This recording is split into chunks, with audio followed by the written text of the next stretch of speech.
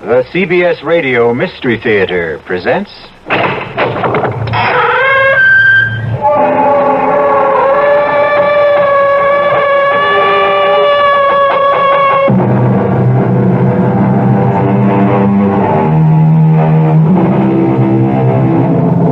Come in. Welcome. I'm E.G. Marshall. How nice to see you again. It's good to know that you've become a regular visitor. And since you're such a good customer, it's only fair to warn you that the story you're about to hear may be a little bit more disturbing than most. If the sounds of a woman screaming in utter terror unnerve you, then perhaps you may not want to listen to a tale called Where Fear Begins. It's a story about exactly that, fear. But perhaps the best way to find out is to hear what happens to Amanda Shepard on a dark night when moonlight streams through her window. But not just moonlight. Oh, good Lord, something flew in here. It's right in my room. Oh! It's not a bird! It's a bat! It's trying to get in my hair! Ah! It's in my hair! It's all tangled up in my hair!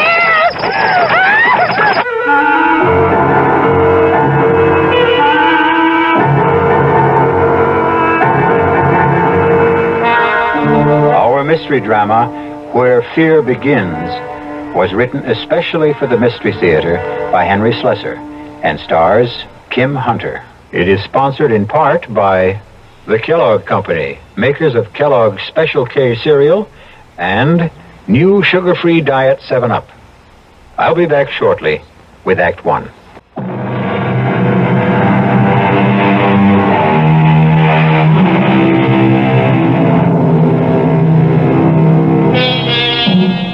The night is still and peaceful in the small town known as Manassas Valley. Most nights are peaceful here. And one person who enjoys that stillness is Miss Amanda Shepard. The big city is only 50 miles away, but for Amanda, it might as well be 50,000. But there are many ways to shorten distances. And tonight, something is going to happen that will destroy the peace and stillness of Amanda Shepard's life.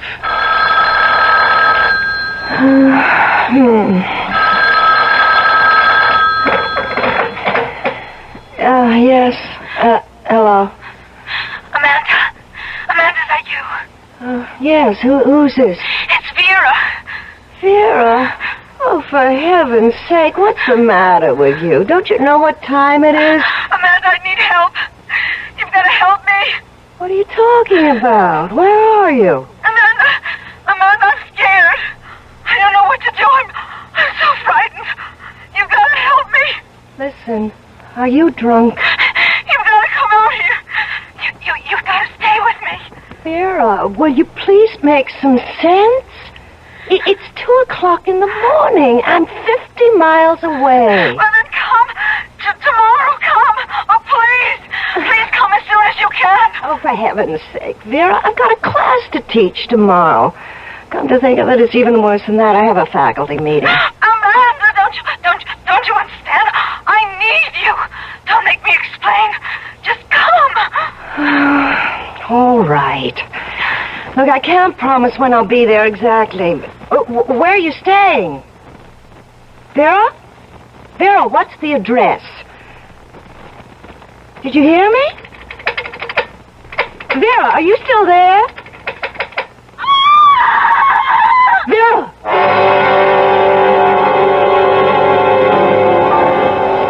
Excuse me. Yes, ma'am. What can I get you? Nothing, thanks. I was looking for the manager. So are his creditors. Well, maybe you can help me. Have you worked here long? Truth is, I don't work here now. I'm what you might call a guest bartender. Oh, I see. Tell me anyway. Well, I'm trying to find someone. I know she no longer works here. She told me she quit her job about 2 months ago, but it's the last bit of information I have about her. Who is her exactly? Her name is Vera Shepard. Do you know her by any chance? Nope, I can't say I do.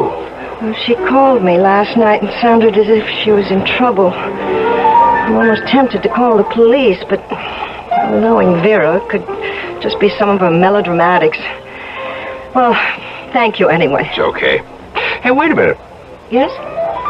This Vera Shepherd, is she blonde, pretty, about your height? Yes. There's a girl I met in an encounter group last month. Her last name was Shepherd, but her first name was Roxanne. Roxanne? Well, that could be her. She always hated the name Vera. She was always threatening to change it. Look, have you any idea where she might be living? Sure. She lives with me. What? In the same rooming house. Upstairs. In indescribable squalor, I might add. What's a nice lady like you doing with a friend like Roxy? She's my sister. Ouch. Well, excuse me, I think I'll go see if I can pry my foot out of my mouth. Wait a minute. Where's this squalid rooming house of yours? Number 9 Hudson Street, near the river. If you see a bum sleeping in the doorway, that's the place. Hey, you weren't thinking of going there now. Of course. It's not a good idea. Now, you can't go into a neighborhood like that looking the way you do. What's the wrong with the way I look? Wait a minute.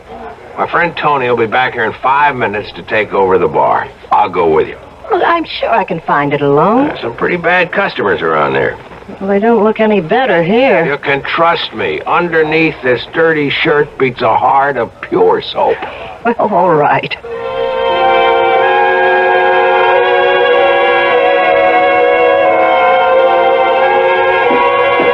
Careful of those stairs. They're in bad shape. Ugh, how can people live in a place like this? Nobody lives here. We exist on another plane. Our bodies may wallow in filth, but our souls live in penthouses.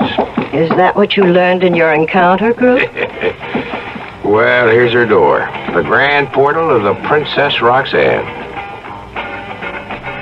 She has a radio on. I hope that isn't all she has on. Princess is a little hard of hearing. She must be home. Let me try. Vera? Vera, are you in there? Might be asleep or stoned. Maybe she just went out and left the radio on. Look, I'm terribly worried about her. She really sounded dreadful. She said she was frightened about something. I could always break the door in. It's pretty flimsy. Do you think we should? Just say the word. All right. Please. That's the word. By the way, what did you say your name was? Amanda Shepherd. My name is Kurt Davies. Pleased to meet you. That was easy. Come on in. Ooh, what an awful place. I told you, indescribable squalor. The bedroom must be in here. Vera? Vera, it's me. It's Amanda. Oh, my... Vera! Oh, my God! What is it? Is she sick? Look at her. Look at her eyes. Easy, take it easy. I don't think she's breathing. She's dead. Oh, my God, my poor sister is dead.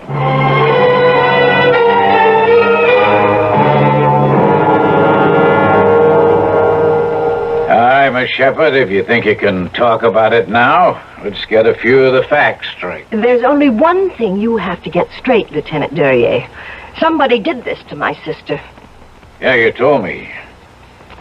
How long were you two separated? A little over a year. She left Manassas Valley about 14 months ago. What for? Just to come to the big city? I suppose that was her reason.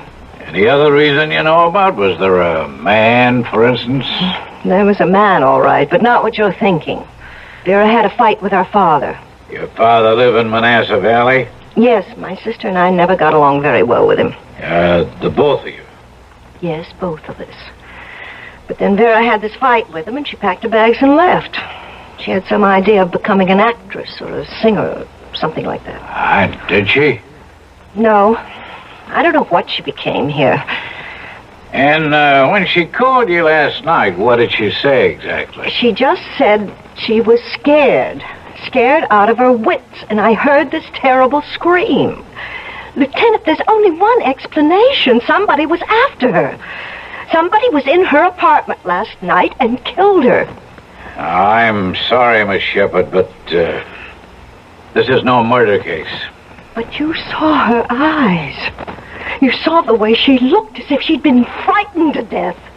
There's just no such thing, Miss Shepherd. At least not on the law books. Your sister suffered a cardiac arrest. That's a heart attack. I can't believe that. That look on her It face. was just a death agony. That's all you saw. Somebody was after her. Some man, probably. I'm sure of it. Maybe she was scared because she was sick. There was nothing wrong with her health.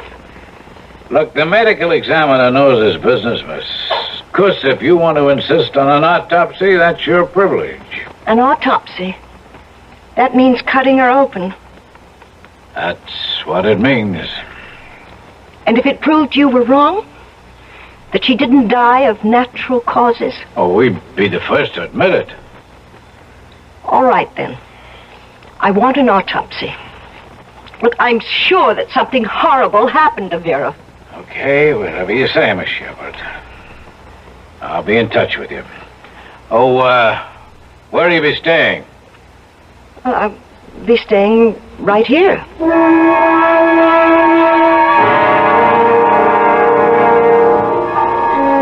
I just don't see how you can live in that place. Well, the rent's been paid until the end of the month. There's no reason I should stay anywhere else. I thought you had a job in Manassas Falls. Manassas Valley. I do have a job. I teach school. I've already asked for a leave of absence. Look, I'm not leaving here until the police do something about this. You may have a long wait. It doesn't matter how long. I know something happened to my sister, and nobody seems to care. Listen, I'll be taking care of the bar for another couple of hours. Why don't I meet you later for a drink or something? Look, no, I have to get home. I have to call my father, and I have to get some sleep. I'm so dreadfully tired. Okay, but if you need a friend, remember, I live one floor away. Yes, I'll remember.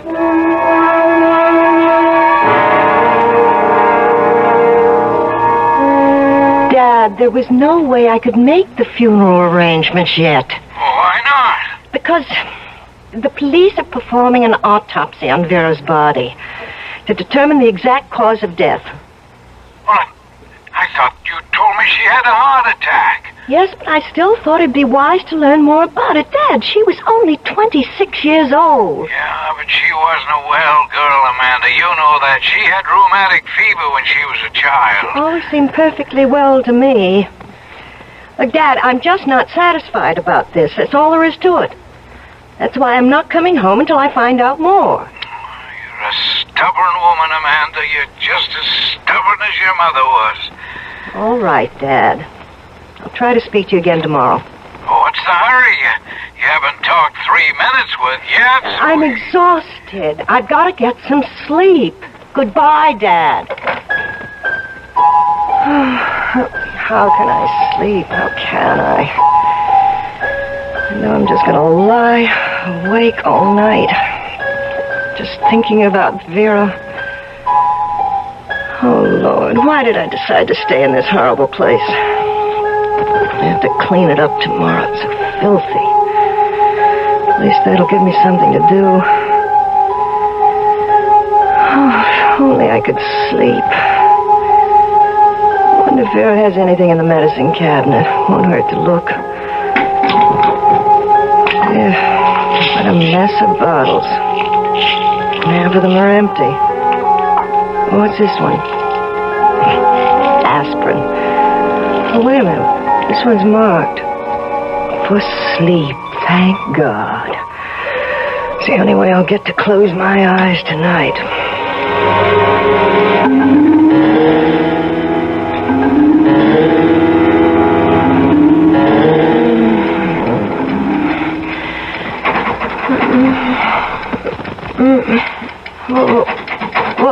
What is it?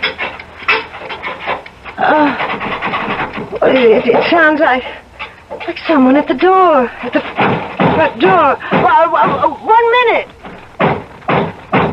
All right, I'm coming. I just find my slippers. Who is it? Oh, my God. Oh, my God, who's out there? Who is it? Who's out there? Go away! Go away! Whoever you are, go away! Oh, the door! It's locked. It's broken. It's coming in here! Oh, God! It's coming in!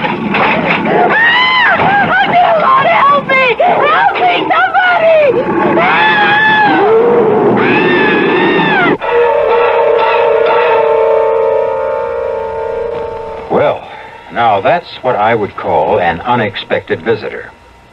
Of course, there are neighborhoods in every large city that have their share of gorillas, but they're customarily of the human variety. How did this specimen get to Amanda Shepard's apartment? I'd be glad to tell you, but that would be spoiling the surprises that follow when I return shortly with Act Two.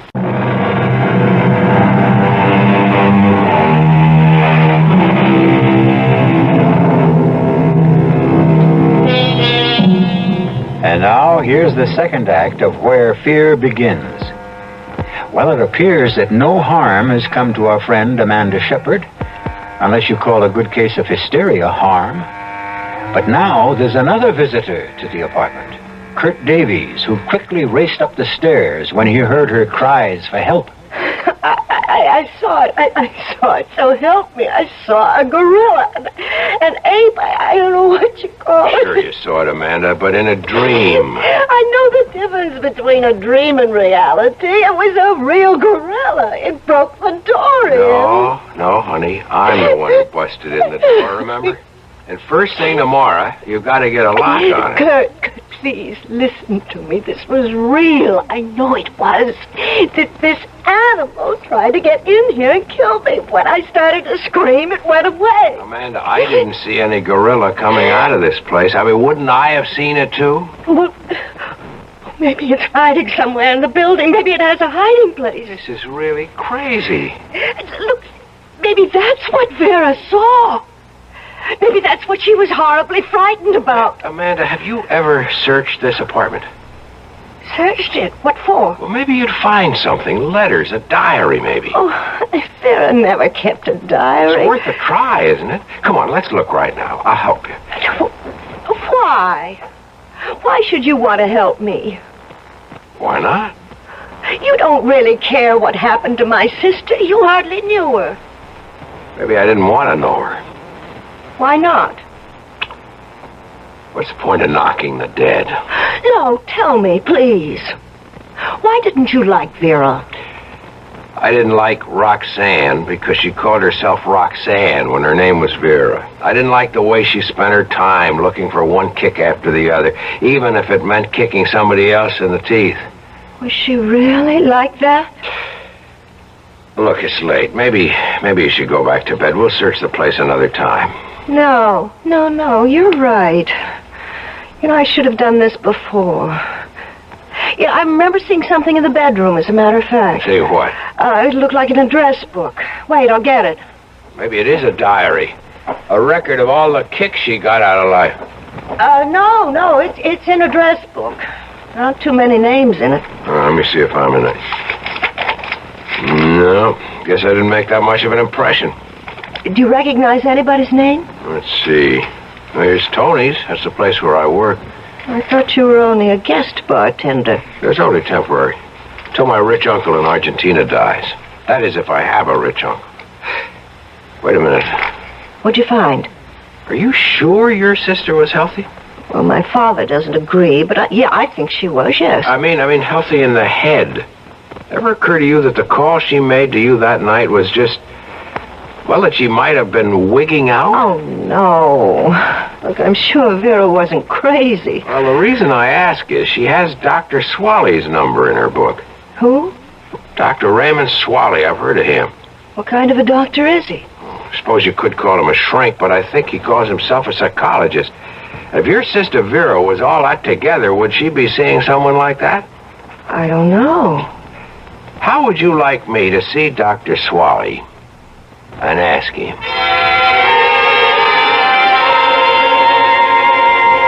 No, the name isn't familiar, I'm afraid. But I won't trust my memory. I have a book that my secretary keeps for me. She might have called herself Roxanne Shepard. Very neat alphabetical book. Miss Riegelman tends to be a little compulsive about her record keeping. I'll have to explore her subconscious one of these days. No, there's no one of that name who was my patient. Maybe you knew her personally. Oh, I'm quite sure I didn't. Yeah, but your name was in her address book. She might have heard about me. You mean she might have taken down your name but never called you? That's possible, isn't it? I guess so. How old did you say the girl was? 26. Pity. And the cause of death? They called it cardiac arrest, but her sister doesn't believe it. She insisted that an autopsy be performed. Was it? Yes? And the result? Negative. It was heart failure, all right. Well, then, why isn't the lady satisfied? Because she still thinks that people can die of fright. Pure and simple fright. What's the use of my staying any longer, Kurt? I'm just packing up Vera's things and leaving. You want me to help you? No, I'm just taking everything that belonged to her, not even trying to sort it out.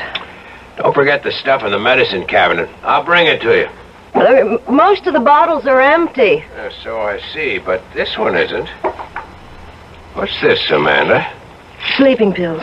I took one of them last night. Hey, wait a minute. Let me see that again. Kurt, look. The label. How about it? It says Dr. Swally. What? You said that Swally denied that Vera was his patient, yet he prescribed these sleeping pills. Are you sure? Well, see for yourself. Well, what do you know? Now, why would he lie about something like that? I don't know. He must be hiding something. I have to know what it is. Yeah, but how? If he lied to me once, he'll lie again.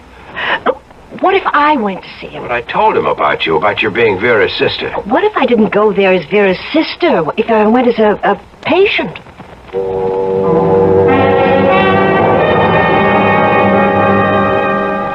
I'm so miserable all the time, Doctor. So depressed and nervous. I don't want to wake up in the morning. I want to go right on sleeping, hibernating from the world.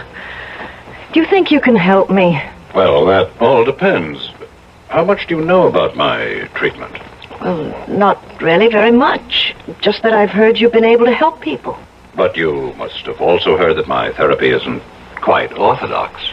Well, no, I guess I've never heard that. Oh, don't be alarmed. Basically, I'm a Freudian. I believe in the theory of the subconscious, but I look at it slightly differently.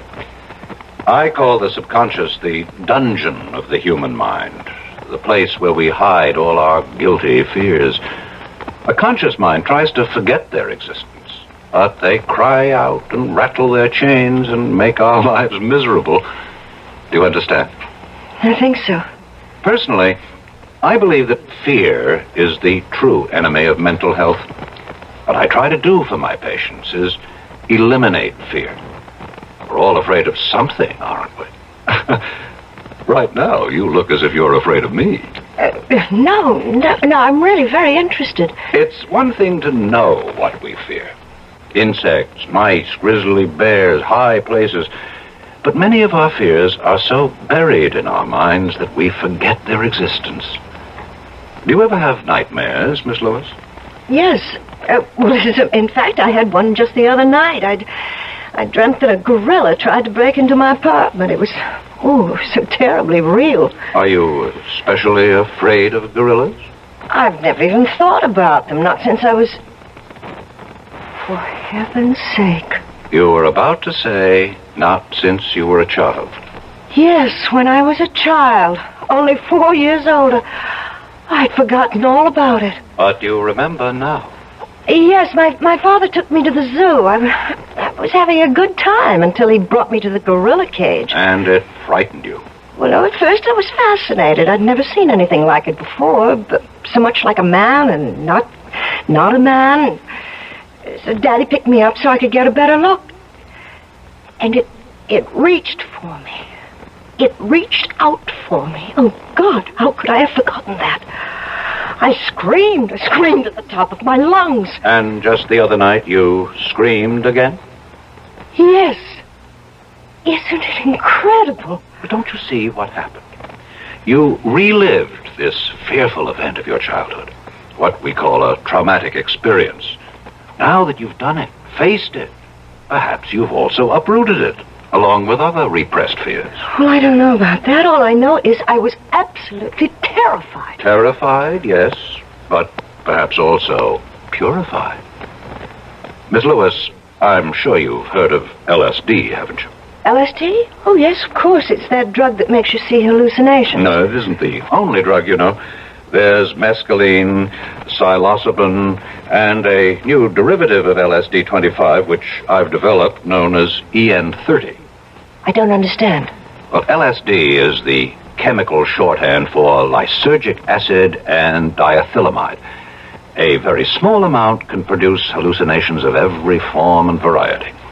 EN30 is rather different.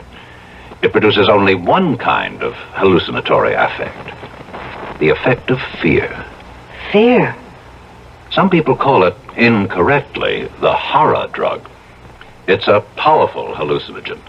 Dangerous when used carelessly, but extremely useful under controlled conditions.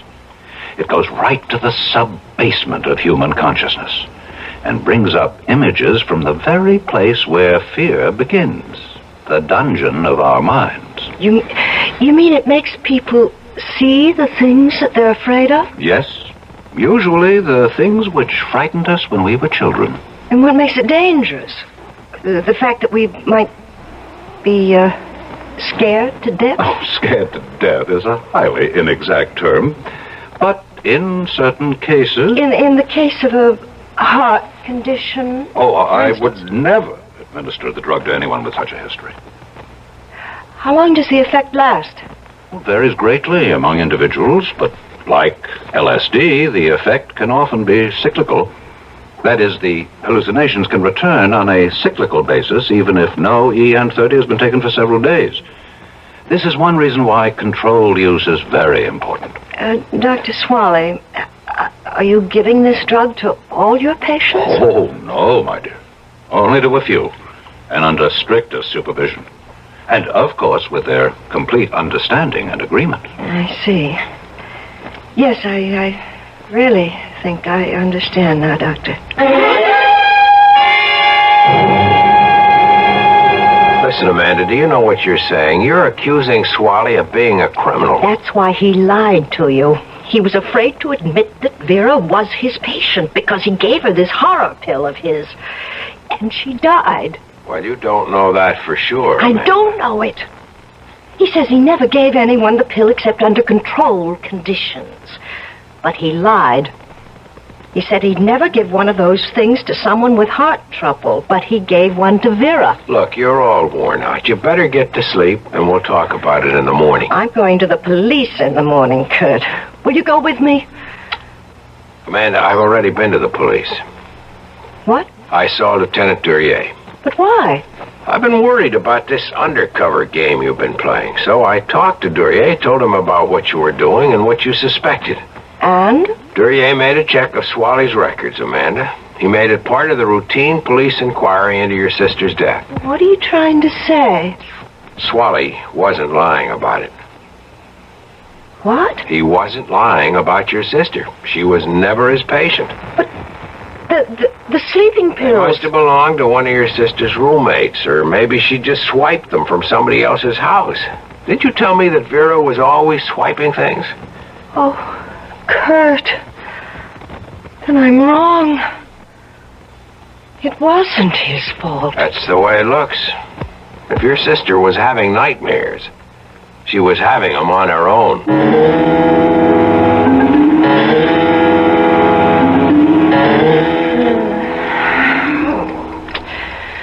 Oh, it's so warm in here. It's too warm to sleep. I've got to open that window or I'll suffocate. Oh, it's so hard to open. Oh, there. Whew, that should help a little. What was that? Oh, good Lord. Oh, good Lord, something flew in here. It's right in my room. Ah! It's not a bird, it's a bat! It's trying to get in my hair! Oh, it's in my hair! It's all tangled up in my hair! Ah!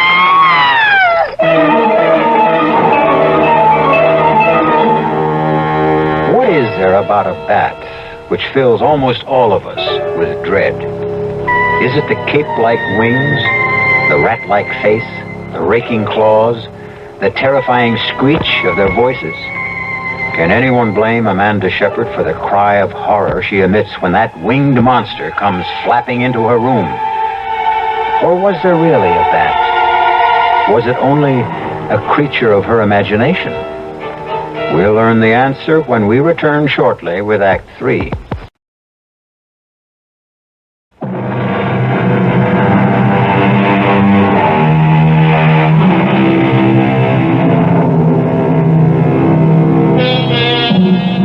Amanda Shepard has had another nightmare.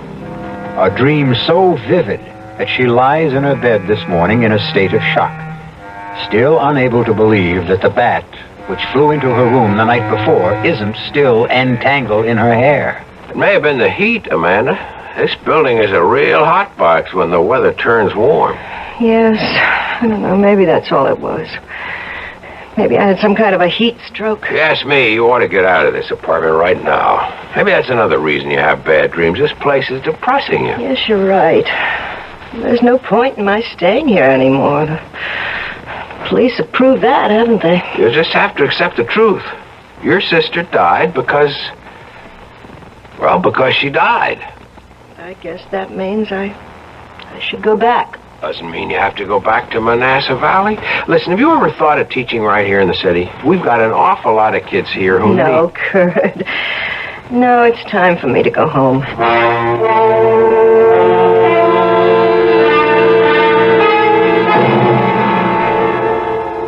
So the whole thing was a waste of time, wasn't it? I suppose so, Dad. I told you you've been stubborn, wasting 2 weeks on a wild goose chase. Dad, don't you understand? Vera died without either one of us being there. She died all alone, in agony. And whose fault was that? Who told her to leave home? All right. Let's not talk about it anymore. Now you even sound like your mother. Whenever she didn't want to hear the truth, she'd ask me not to talk about it We've anymore. said it all, haven't we? I'm going to bed early. I've been sleeping very badly lately. Amanda, wait. Yes, Dad? Look, why does it have to be this way between us? I don't know what you mean. It's been like this for years. This wall of ice between you and me. What put it there? I've asked myself 1,000 times and I still don't know the answer. Maybe you'll never know, Dad. Oh, I know it started right after your mother died. That was when you turned against me. You and Vera both. Oh, please, Dad. We'll discuss it some other time. I'm really too tired. Oh, no, you'll never discuss it with me. You'll just go on hating me for the rest of your life. I don't hate you. I saw the look in your eyes the day your mother died. I saw the way you looked at me, Amanda. I don't remember how I looked at you. How could I? I was in a state of shock. You were in a state, all right. And you've never snapped out of it. Please, Dad. All right, go to bed. No use trying to reach you. Never been any use.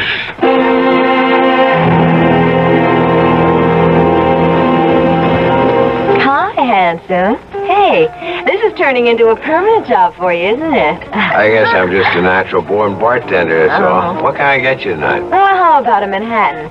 Did you learn how to make one of those? I'll give it a try. Hey, how's your blonde friend these days?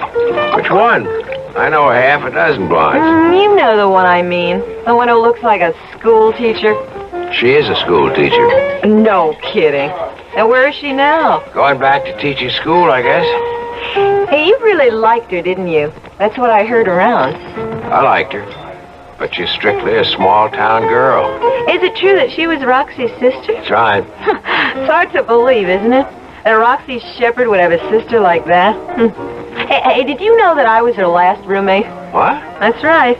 I paid half the rent on that filthy pad of hers. I couldn't stand him more than 1 week. She was stoned all the time, you know. Yeah, I figured she hit the stuff pretty hard. That girl would take anything, as long as there was a kick in it. She even went to some doctor just to get some kind of pill he was handing out. What'd you say? She heard about some nutty kind of LSD that a shrink was using on his patients. She told me she was going to see him and get some... Hold it a second. Do you know the shrink's name? No. Was it Swally? Dr. Raymond Swally? Well, how should I know? Well, I've got to know. How many times do I have to tell you I never had a patient by that name? If you don't believe me, ask the police. All right, maybe you never had a patient named Shepard, but maybe she didn't give you her right name, first or last. I'm quite sure you're mistaken about this. I've only administered EN30 treatment to 4 patients. I can assure you this girl wasn't one of them. Dr. Swally, will you just look at this photograph? Oh, all right. Now, look, does she look at all familiar? Nope. I never treated her. Look carefully. It's a professional portrait. She thought she wanted to be an actress, and she's pretty heavily made up. Never saw this woman before. Well, I guess I'm wrong. All right, Doctor. Sorry I bothered you again. Wait. Just a minute. Something come to you? She does look familiar. She wasn't a patient, but I have seen her before. Where? Right here in my office. She came in without an appointment. That's why there was no record of her. She just sat outside and waited. And did you see her? Just for a few minutes. Just long enough to realize that she wasn't interested in therapy. All she wanted was the drug. EN30. I told her that I wouldn't accept her as a patient, that she wasn't nearly stable enough.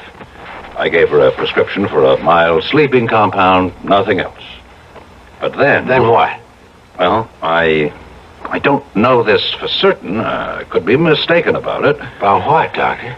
I always suspected that she might have been the one who stole those pills. Wait a minute. Are you saying that Vera Shepard stole some EN30 from you? I can't prove it. It wasn't until days later that I missed them.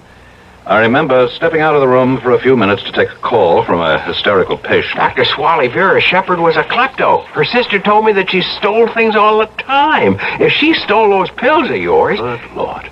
Can it really be? The dosage was so large, too large for safety.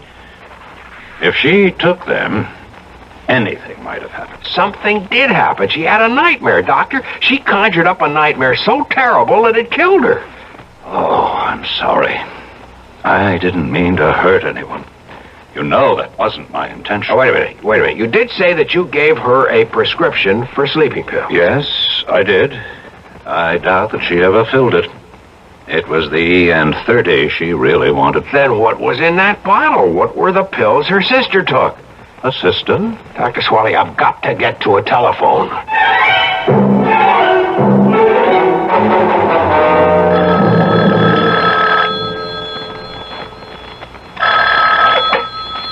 Hello?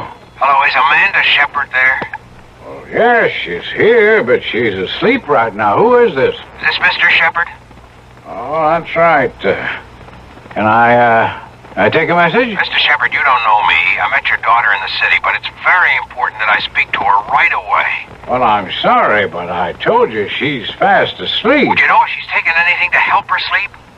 As a matter of fact, I thought I did see her take something. She's very Listen, tired. Mr. Shepard, you've got to get a doctor for her right now. I know it sounds crazy, but if she took a pill that her sister was using, she may be in danger. Well, wait, what are you talking Please, about? I'm driving out there, but your daughter may be in terrible danger right now.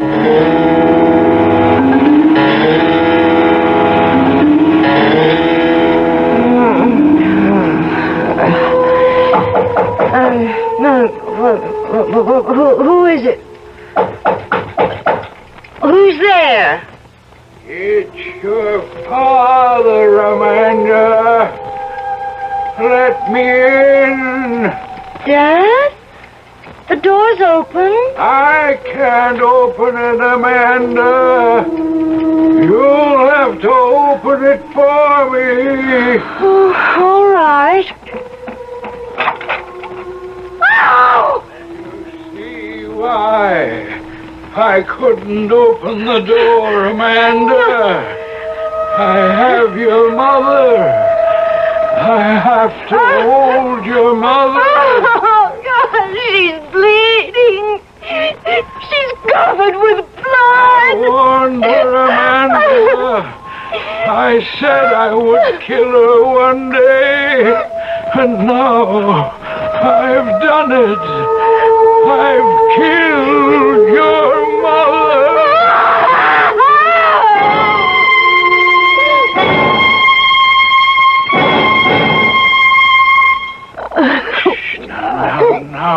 all right, darling. It's all right, baby. You're okay now. Oh, my God. Oh, Daddy. It's just a dream, honey. Just a bad dream. Daddy, please hold me. Don't let me go. No, Amanda.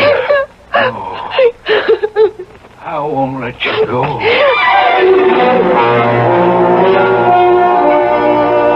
That's what Dr. Swally told me himself, Amanda. He's discontinuing the use of EN30. Says it's far too dangerous to take any more chances with. Frankly, I think he's right. Kurt, do you know what my hallucination was? What? I saw my father walking into the bedroom, carrying my mother's dead body. Ouch, that must have been pretty grim. Well, the strange part is, it reminded me of something. Something I'd forgotten a long time ago. What was that? When I was a little girl, I used to hear my father and mother arguing downstairs, fighting with each other night after night. Well, I was so afraid. Well, it's understandable. But do you know what I was afraid of? I was afraid that my father was going to kill my mother. That's an awful thought. Well, it wasn't true, of course, but it was a fear that stayed with me all this time. But now I feel as if I can get rid of it.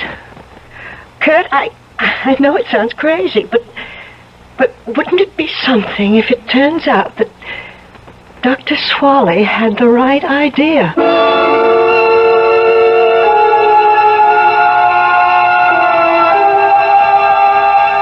Well, personally, I don't think I would care very much for that kind of shock treatment. In fact, I think I'd rather have my neurosis than gorillas, bats, and so forth in my house.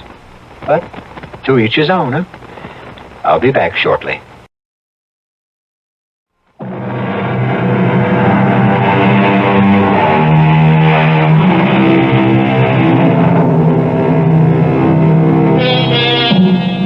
In case you're wondering, all characters, events, and wonder drugs in this drama are purely fictitious. No, I'm sorry to say there is no such thing as EN30. If you want to get turned on to fear and trembling, however, you can always turn on the Radio Mystery Theater. We promise you large doses of mystery, suspense, and terror. Our cast included Kim Hunter, Mason Adams, Alan Hewitt, Ian Martin, and Phoebe Doran. The entire production was under the direction of Hyman Brown. Radio Mystery Theater was sponsored in part by Sign-Off, the Sinus Medicines, Buick Motor Division, and Anheuser-Busch Incorporated, brewers of Budweiser. This is E.G. Marshall inviting you to return to our Mystery Theater for another adventure in the macabre. Until next time, pleasant dreams.